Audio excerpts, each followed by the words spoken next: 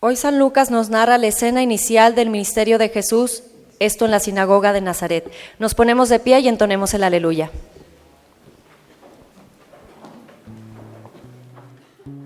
Busca primero el reino de Dios y su justicia divina. Por añadidura lo demás se te dará. Aleluya, aleluya. El Señor me ha enviado para anunciar a los pobres la buena nueva y proclamar la liberación a los cautivos.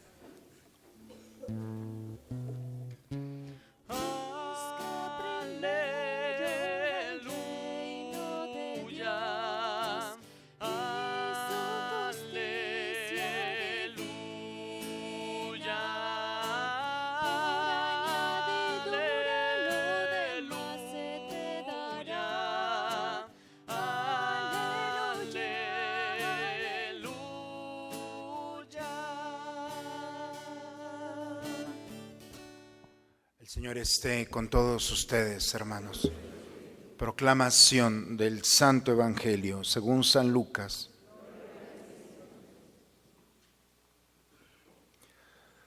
Muchos han tratado de escribir la historia de las cosas que pasaron entre nosotros, tal y como nos las transmitieron los que las vivieron desde el principio y que ayudaron en la predicación.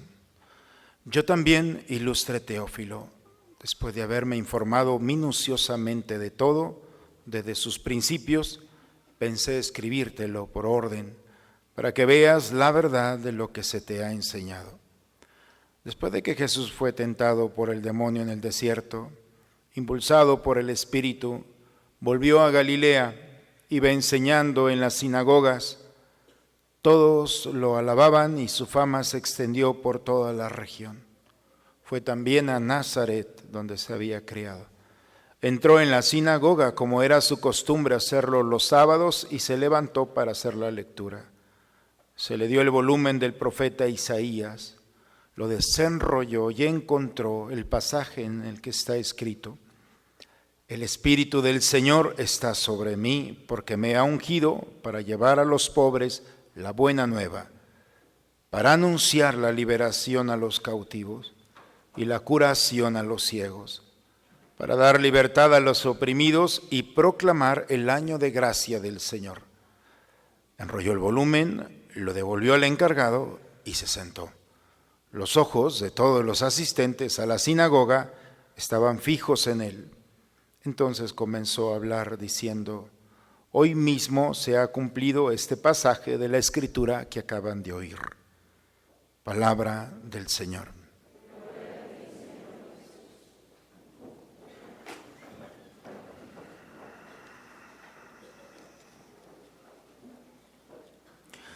La primera lectura, hermanos, tomada del libro de Nehemías. Estamos hablando alrededor de unos 450 años de Cristo. Es lo que falta para que vivamos la experiencia de la encarnación. Y 450 años de Cristo, que estaba pasando, el pueblo de Israel había regresado del exilio, habían estado 70 años en Babilonia. Y después de 70 años regresan y se dan cuenta que la Jerusalén que habían dejado no existía nada. Su templo, toda la organización, 70 años habían sido 3 generaciones y se había acabado muchas cosas. Y empezaron con gran ánimo y con mucho esfuerzo y con gran sacrificio, empezaron a reconstruir la ciudad y hicieron un templo, no tan grandioso como el que había hecho Salomón, pero era un buen templo. Y parece, levantaron las murallas, prácticamente la ciudad está ya reconstruida, pero falta algo en el pueblo, les falta eso que le falta a cada pueblo, esa alegría de estar allí. Simplemente son muros, y entonces se dan cuenta que el problema no es reconstruir la ciudad, el problema es reconstruirse a sí mismo. Y entonces el sacerdote se da cuenta de esta realidad y dice: ya hemos reconstruido nuestro pueblo, ahora no es necesario reconstruir para encontrar lo que andamos buscando, porque lo que buscamos no está fuera de nosotros. Lo que andamos buscando es lo que hay dentro de nosotros. No vamos a reconstruir, vamos a restaurar. Diferente, la reconstrucción es hacia afuera, la restauración es hacia adentro. Re significa hacia o volver, y estaure significa estar de pie. Restaurar significa volver a estar de pie. Y entonces el sacerdote dice, ahora hay que estar de pie como estos muros, pero desde adentro. Y entonces reúne a todo el pueblo fuera del templo en una plaza y dice que el sacerdote empieza a proclamar la ley, empieza a hablar de la historia de su pueblo, y conforme empieza a proclamar y a predicar, explicar las escrituras, dice que el pueblo, dice la escritura el día de hoy, el pueblo empezó a sentir que Dios estaba tocando su interior. Y cuando permitimos que la palabra de Dios, como el pueblo de Israel, toque, penetre en nuestro interior, entonces salen las lágrimas. No sé si les han pasado a ustedes, no de sueño aquí, pero que Dios toca tu vida. Y conforme vas escuchando la palabra de Dios, empieza a tocar las cosas que tú no habías podido tocar, que nadie podía tocar. Y eso es la restauración. Dios empieza a tocar las heridas, las realidades internas, y empieza a tocar el dolor, y por eso empieza la lágrima, empieza a tocar la herida del pecado, de la debilidad, del silencio, de eso que nadie sabe y tú sabes. Y cuando empieza, dice que todo el pueblo empezó a llorar, pequeños y grandes, no hay quien. Y entonces Dios empieza a restaurar a su pueblo, empieza a levantarlo. Este es el día consagrado al Señor, dice el sacerdote. Este día toda nuestra historia tiene sentido, porque las lágrimas es voltear atrás y saber que todo ha valido la pena, que todo está sanado, que todo está en manos de Dios, que Dios lo ha permitido. Y cuando Dios ha permitido una historia, nos damos cuenta que recuperamos el presente. Ahora sí, después de que tu presente está en manos de Dios, ve a tu casa, compartan su bebida, los dulces, comparte lo que tienes con aquel. Este es un día de fiesta. Cuando la restauración nos hemos permitido que Dios la haga, entonces hay tanta alegría que tienes que ir a tu casa con los tuyos a compartir esta buena noticia. ¿Se fijan en el proceso? Reconstrucción, restauración, sanación, y después de que estás sano, te levantas y sigues caminando. El Evangelio, el día de hoy, nos habla cómo Lucas, el escritor sagrado, está organizando toda la información, todo lo que se ha predicado, todo lo que se ha dicho. Lucas no conoció personalmente a Jesús, fue discípulo de Pablo, médico, tiene una mentalidad sistemática, toma todo y empieza a organizar toda la información. Y la está escribiendo, la está organizando para su ilustre Teófilo. Teo significa Dios, filo, amor. Teófilo no significa un personaje. Teófilo significa el que ama a Dios. Este evangelio está dedicado, está abierto, está destinado a todo aquel que ama a Dios. Aquel que no ama a Dios no va a poder entrar, porque esta carta no es para él. La condición desde el primer capítulo, los primeros versículos es: ¿amas a Dios? ¿Eres un teófilo? ¿Eres una teófila? ¿Tienes amor a Dios? Entonces esto es para ti. Y te escribo esto para que puedas encontrar la verdad de lo que se te ha enseñado. Eso que tus padres depositaron en ti, eso no es solamente una idea de tus papás o de nuestros abuelos. Está fundamentado en un libro sagrado que lo han quemado, que lo han tratado de desaparecer, y sigue fiel.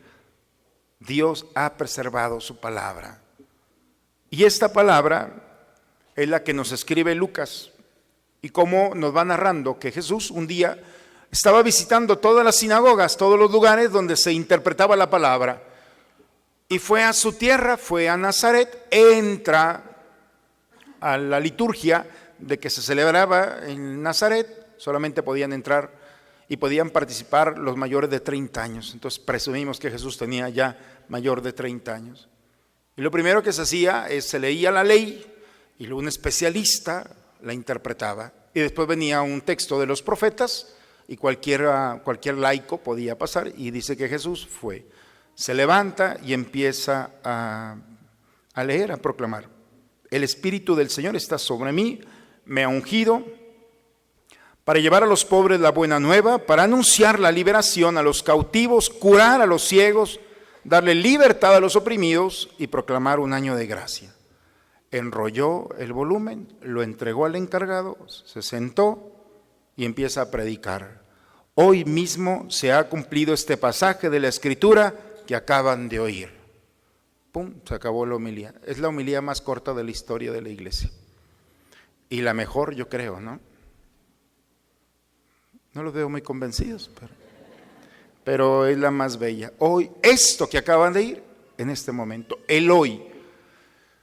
Fíjense cómo Jesús, cuando entra a casa de Zaqueo, ¿se acuerdan de aquel bajo de estatura que se subió a un árbol para verlo pasar y que Jesús le dice, bájate de ahí o de allí, me salió lo norteño, bájate de allí, hoy entro a tu casa, y que entra a la casa y le dice, hoy ha entrado la salvación a esta casa, hoy. Y cuando está en la cruz, ¿qué le dice al pecador? Hoy estarás conmigo en el paraíso. A Dios le encanta, a Jesús le encanta el hoy. Hoy, no mañana, no ayer, hoy. Esta experiencia la estás viviendo hoy. Y nuevamente volvemos a la primera lectura. El pueblo de Israel recuperó su presente, porque cuando permites que la palabra de Dios entre en ti, entonces actualiza toda la historia y eres un pasado en un presente maravilloso, porque a veces parecemos dos personas, por una parte un pasado, por otro somos un presente y otro futuro, distraídos totalmente. Pero cuando sabemos que nuestra historia no somos un pasado, soy pasado presente en una sola persona, en una sola realidad, y eso es lo que recupera Jesús. Ese hoy es un eco de la eternidad. Y cuando recuperamos el presente, entonces, ¿por qué? ¿Cómo lo recuperamos? Es Cristo el que puede hacer esto. El Espíritu del Señor está sobre mí. El poder de Dios me ha ungido. Estoy lleno de aceite, dice Jesús. Christos o Cristo en griego. Está lleno de aceite, y el aceite, sabemos, en otras predicaciones hemos hablado de esto, el aceite es un instrumento, un medicamento para los dolores. Cuando alguien se lastima, se pone aceite y puede sanar los dolores del cuerpo. Cuando Jesús dice, estoy lleno de aceite, estoy a punto de derramar en un presente la sanación, es volver a empezar la historia.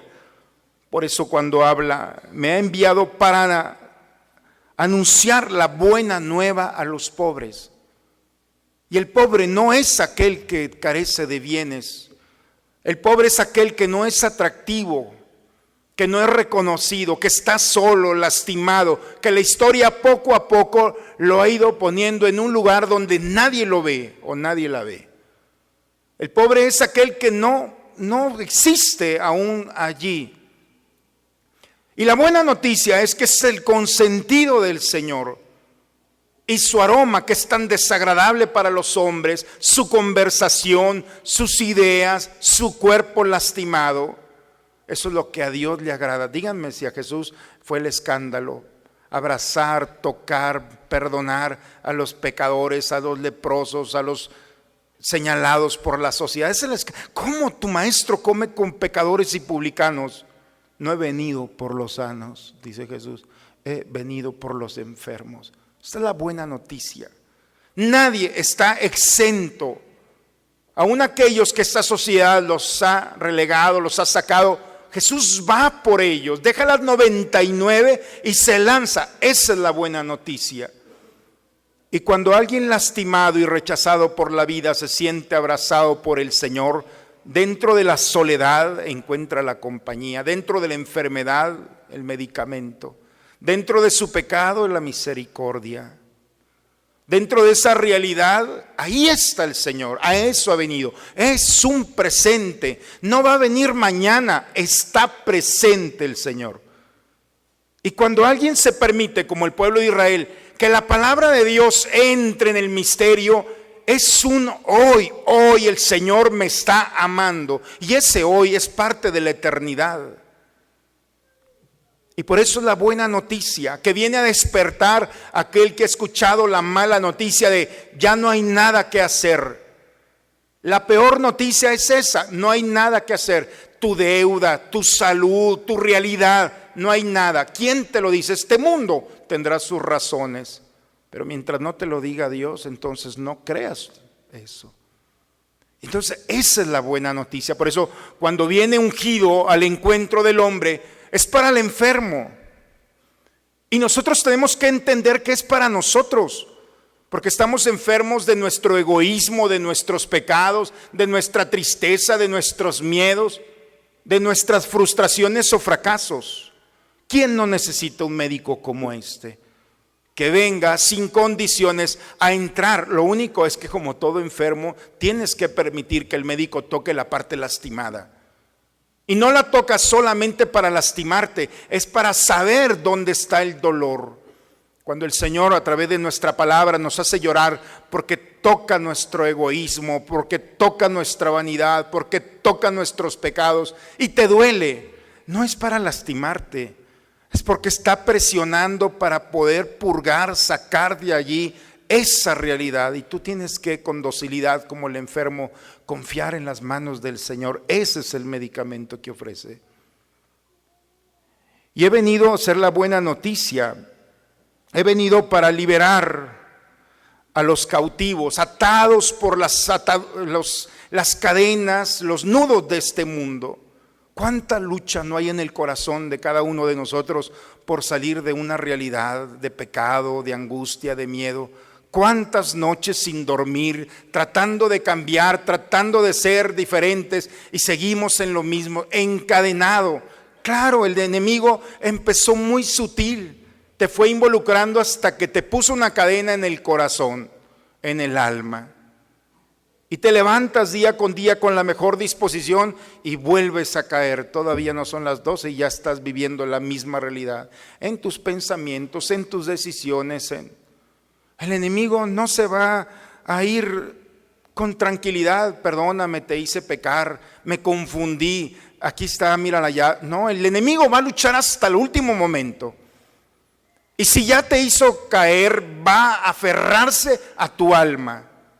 No sabe con quién se mete.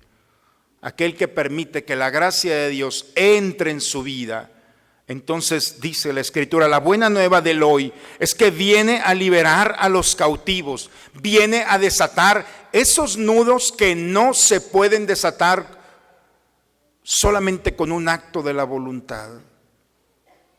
Por eso las indulgencias que el Papa ha dado este año.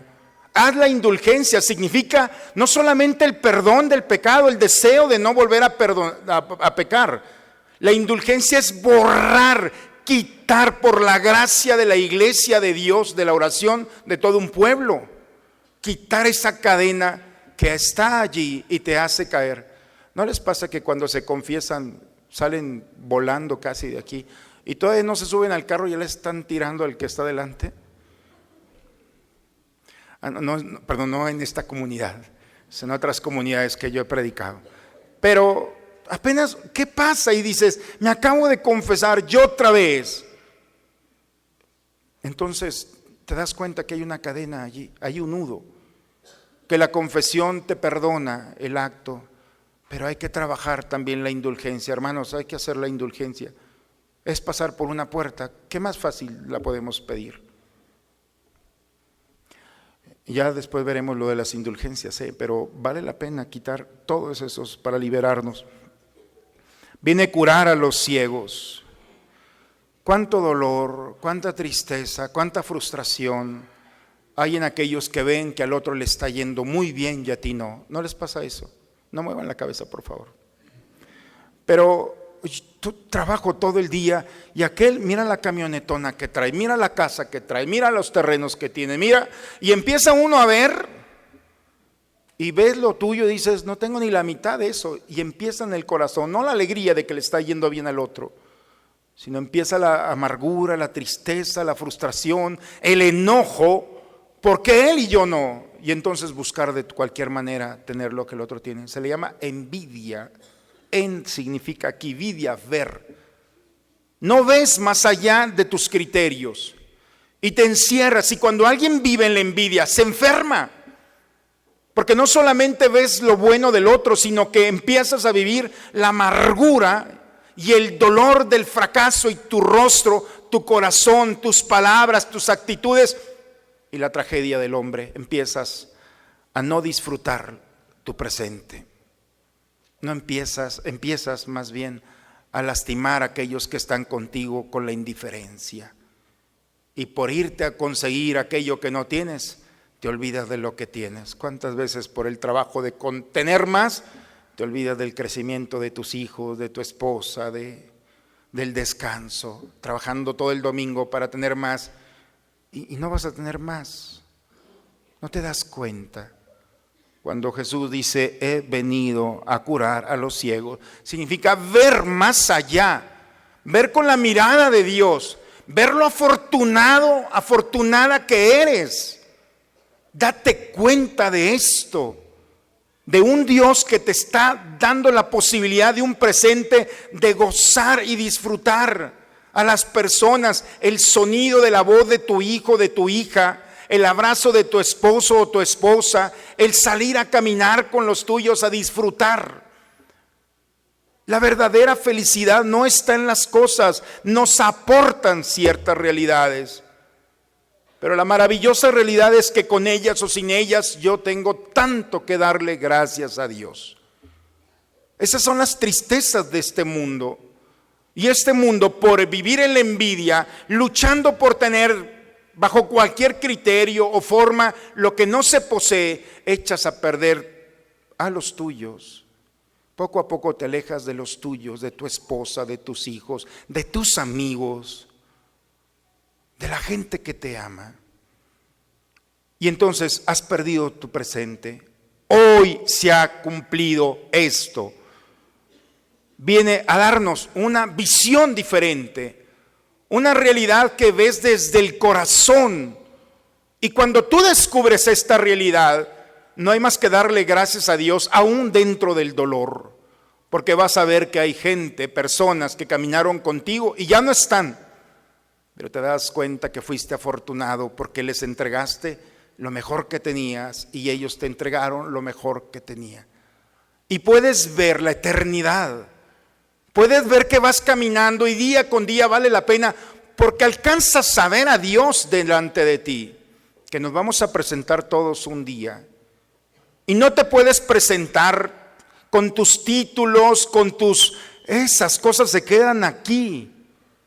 Tienes que presentarte apasionado delante de Dios. Señor, viví plenamente, disfruté de la vida, del esposo, de la esposa, de los hijos, del trabajo, del descanso. Y cuando alguien vive esa realidad, está preparado para encontrarse con el Señor. Y finalmente viene a liberar a los oprimidos, que es una misma realidad, aquellos del corazón, atados a realidades de este mundo, y a proclamar el año de gracia del Señor. El Papa ha proclamado un año extraordinario, fuera del ordinario, de misericordia. Nadie se condena en este año, nadie, a menos que quiera. Ahí está la libertad. Pero el año de la misericordia se abrió el cielo y se abre su misericordia, y la misericordia es un presente en el que vuelves a empezar. Eso es el jubileo, por eso jubileo significa júbilo, alegría, porque empiezas un año fuera, pasado en manos de Dios, aquí empiezas. ¿No les gustaría volver a nacer de nuevo? y empezar de nuevo todo, para evitar, para omitir o para hacer cosas. En sus sueños no tienen ese deseo de qué hubiera pasado si yo empezara de nuevo. Lo puedes hacer este año. Es el año de la misericordia. Empezar de nuevo. Así, tu historia limpia, pura, delante de Dios, donde ni Él ni tú se puedan señalar. Cuando nos acercamos a la confesión en este año, el sacerdote tiene que decirte: tus pecados han sido perdonados. Todos, no son tuyos. Y si tú te quedas con algo, eres un ladrón de pecados. Nada se queda contigo, ¿queda claro? Por eso, oigan, ¿a poco no está muy a todo dar confesarnos este año? Nada, desde tu niñez hasta este momento, tiene que haber el júbilo de decir: tengo la oportunidad de empezar hoy una nueva historia. Pero ya con experiencia, suficiente experiencia. Entonces es más difícil que caigas. Con tu experiencia, con el deseo y con la gracia de Dios de no volver a pecar, entonces recuperas un presente donde puedes integrarte sin temor, sin miedo a aquel que está a tu lado. Porque la diferencia de cada uno de nosotros, dice la segunda lectura, en plenitud es lo que aporta para el otro lo que le faltaba. Somos tan diferentes, hermanos, pero es lo que le falta al otro. Lo que tú tienes, nadie lo tiene. Y si no se lo das al otro, nadie podrá suplirte. Por eso esto es la iglesia, un año maravilloso en el que el Señor nos está ofreciendo un pastel delante de nosotros, sabrosísimo para empezar la alegría, para limpiar todo y empezar. Háganme caso, nada, absolutamente nada tienes para empezar una nueva vida. Hoy el Señor nos ofrece la oportunidad de vivir ese hoy, el Espíritu de Dios, lleno de su aceite sagrado, de su óleo, de su crisma, viene nuevamente a recuperar, ser una buena noticia para nosotros. Viene a darnos una nueva forma de ver la vida. Viene a quitarnos las ataduras que el enemigo sutilmente nos puso. Hoy es un tiempo de gracia. Ojalá, hermanos, que en este año nos demos la oportunidad de ser los mismos, pero diferentes. Que esa diferencia Dios la provoque. Que Dios nuestro Señor permita, como el pueblo de Israel, entre a lo más profundo, a las entrañas más profundas y pueda restaurarnos. El restaurador es aquel que le dan una obra lastimada por el tiempo y la deja igual que como la hizo el autor, no diferente. Ponernos en las manos del Señor. Dios no nos quiere diferentes, nos quiere iguales, pero diferentes en la gracia de Él. Restaurarnos es nuevamente en las manos del que nos ha creado, nuevamente limpios de toda mancha de la historia y del pecado, nuevamente presentarnos como una obra de arte para que los demás puedan apreciarla. Eso es lo que el Señor quiere de nosotros. ¿Qué les parece? Y no querían venir a misa, ¿eh? ¿Se fijan? Una delicadeza, una caricia de Dios para poder decir: Señor, ¿puedo empezar de nuevo?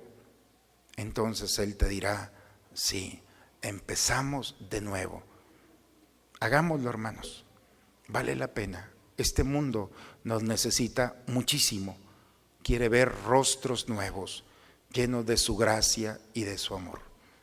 En el nombre del Padre, del Hijo y del Espíritu Santo. Vamos a ponernos de pie, hermanos, renovemos nuestra fe.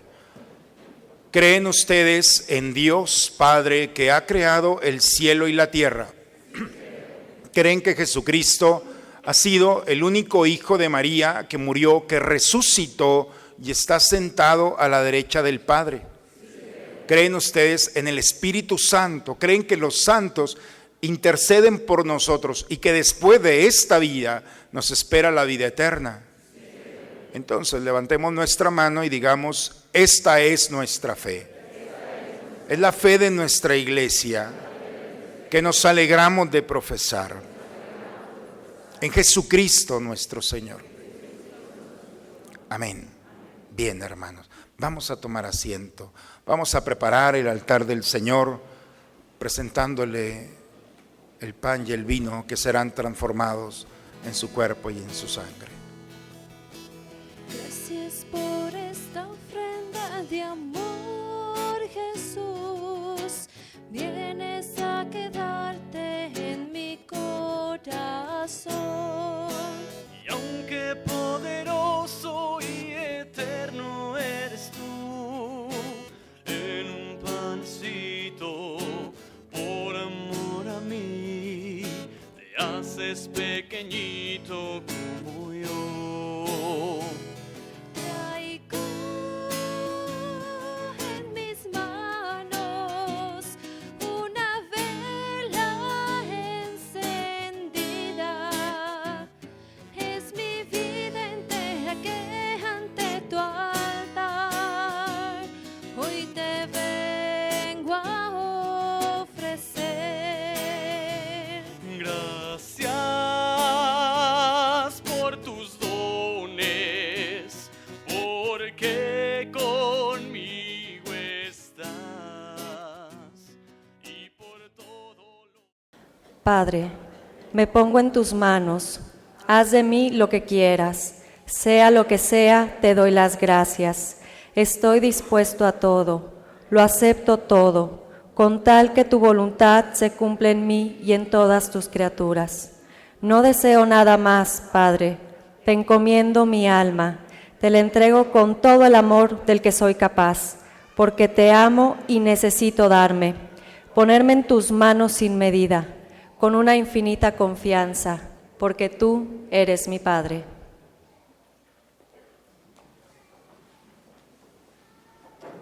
Oremos, hermanos, vamos a prepararnos a terminar este momento. Concédenos, Dios Todopoderoso, que al experimentar el efecto vivificante de tu gracia, nos sintamos siempre dichosos por este don tuyo, por Cristo nuestro Señor. Hermanos, quisiera invitarlos un momento a tener la delicadeza de escuchar a la hermana Oblata de Santa Marta. Hay un grupo de ellas aquí entre nosotros. La hermana Miriam tiene un mensaje para nosotros. Gracias, hermana. Buenas tardes. Como ya dijo el padre, soy la hermana Miriam, novicia Oblata de Santa Marta. Nuestro instituto fue fundado aquí en Saltillo en 1949 por Monseñor Felipe Torres Hurtado y la reverenda Madre María de Jesús. Y a nombre de la vida consagrada y de nuestro instituto, mis hermanas y yo estamos aquí para agradecerles su oración en este año de la vida consagrada, en el que el Santo Padre Francisco ha convocado y que está por concluir este 2 de febrero. Les agradecemos y les seguimos pidiendo su oración por todas las vocaciones, por todos los consagrados. Gracias. Gracias, hermana. Bueno, pues las hermanas nacen en Saltillo, han estado en la formación sacerdotal. Cuando ustedes ven a un sacerdote, detrás de nosotros están las hermanas, nos han cuidado, alimentado en el seminario. Yo crecí con las hermanas, claro, con las que muchas de ellas ya en el cielo, que fueron nuestras formadoras, que nos cuidaron desde muy pequeños cuando entramos a los 11, 12 años al seminario. Entonces yo estoy muy agradecido, pido a Dios por esta congregación para que Dios suscite en nuestra comunidad vocaciones también a la vida consagrada a través del Instituto de Oblata de Santa Marta. Muchas gracias, hermanas, gracias por estar aquí entre nosotros. Esta es su casa. Muy bien, pues gracias. Vamos a ponernos de pie, hermanos, vamos a recibir la bendición. ¿Alguna chica que se quiera ir de Oblata de Santa Marta? 2, 3, 4. Bien, hermana, ahorita hay 10 para que puedan. ¿Por qué se ríen? ¿No tienen fe? Ahorita más de una de estar pensando ahí en el corazón, ¿por qué yo no? Van a ver, en un poquitos años van a decir, desde aquella visita de la hermana Miriam, yo empecé. Entonces, ojalá que Dios nuestro Señor nos conceda esa gracia. El Señor esté con todos ustedes, hermanos. La bendición de Dios Todopoderoso, Padre, Hijo y Espíritu Santo, descienda sobre ustedes, sobre sus familias y permanezca siempre. Hermanos, ese hoy del encuentro con el Señor es para la eternidad. Vivamos con alegría este Dios que se acerca para sanarnos, para recuperar este júbilo, esa alegría de volver a empezar. Vamos a empezar con el Señor. Una nueva vida, pero ya con experiencia. Entonces la llevamos de ganar. Vayamos en paz. La misa ha terminado. Una excelente semana para todos, hermanos. Dios los bendiga. Si conocieras cómo te amo, si conocieras cómo te amo, dejarías de vivir sin amor. Si conocieras cómo te amo, si conocieras cómo te amo, dejarías de mendigar cualquier amor. Si conocieras cómo te amo, serías más feliz.